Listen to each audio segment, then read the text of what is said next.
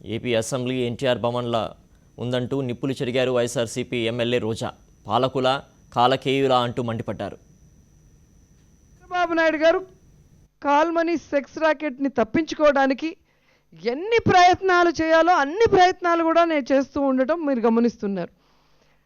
ఈరోజు వాళ్ళ ఎమ్మెల్యేలు ఎమ్మెల్సీలు వాళ్ళ నాయకులు దాంట్లో ఇరుక్కుపోయారు కాబట్టి దాంట్లో నుంచి బయటపడడానికి వాళ్ళకు కానీ ఎస్సీ ఎస్టీలు ఏ రోజు చంద్రబాబు నాయుడు గారిని ఎస్సీ ఎస్టీలు నమ్మరు. అలాంటి వాళ్ళకి ఆయన ఏదో గొప్ప చేస్తున్నట్టు, అంబేద్కర్ గారి మీద ఏంటో ఆయనకి గౌరవం ఉన్నట్టు ఆయన నటించిన నటన మీ అందరూ చూశారు. నిజంగా నీకు అంబేద్కర్ గారి గౌరవం ఉంటే అంబేద్కర్ గారు రచించిన రాజ్యాంగానికి విరుద్ధంగా ఎందుకు నువ్వు పనులు చేస్తున్నావని నేను అడుగుతున్నాను. కేవలం నిస్సహాయులైన మహిళల పక్క నేను వాదిస్తున్నానన్న కోపంతో ఒక ఆడరౌడీ అంటూ హావభావాలు బాగా లేవు, భాష బాగాలేదని మాట్లాడుతున్నారే. 10 ఏళ్ళు మీ పార్టీలో పనిచేసినప్పుడు మహిళా సమస్యల మీద పోరాడినప్పుడు ఇదే భాష ఇదే హావభావాలు ఉన్నాయే, అప్పుడు బాగున్నవి ఇప్పుడు ఎందుకు బాగలేవు అని నేను అడుగుతున్నాను.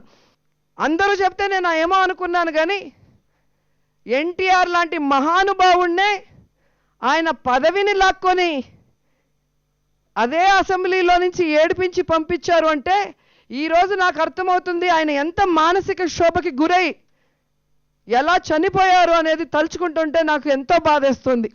అడుగడుగున ఆడవాళ్ళ మాన ప్రాణ ధనం అన్నిటినీ హరిస్తూ ఒక కాలకేడులా ప్రవర్తిస్తున్నారు. ఆ మహిళా మంత్రులు ఎమ్మెల్యేలకి చీము నెత్తురు ఉంటే ఈరోజు అంగన్వాడీ వాళ్ళని బట్టలు కూడా తీసుకొట్టుతుంటే ఏం చేస్తున్నారని నేను అడుగుతున్నాను.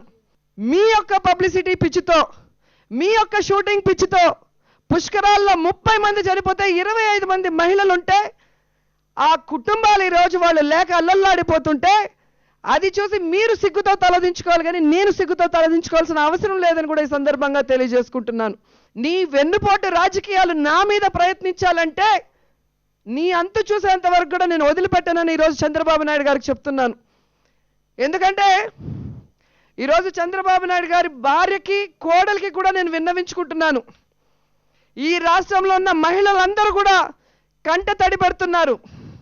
అది మీ చంద్రబాబు నాయుడు పరిపాలన వలన, అది మీ కుటుంబానికి మీ వంశానికి కూడా మంచిది కాదు. ఎప్పుడూ కూడా ఆడదాన్ని ఏడిపిస్తే బాగుపడిన లక్షణాలు చరిత్రలో లేవు.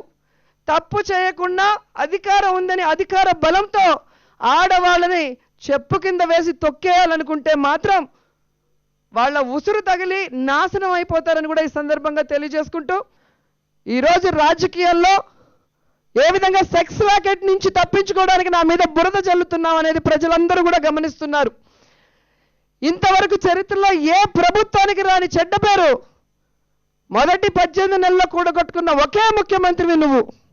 ఈరోజు నా మీద కక్ష సాధింపుగా అసలు నన్ను రాజకీయంగా నాశనం చేయాలి, భూస్థాపితం చేయాలి అనే కార్యక్రమానికి ఎలా కంకణం కట్టుకున్నారో మీ అందరూ కూడా చూడండి.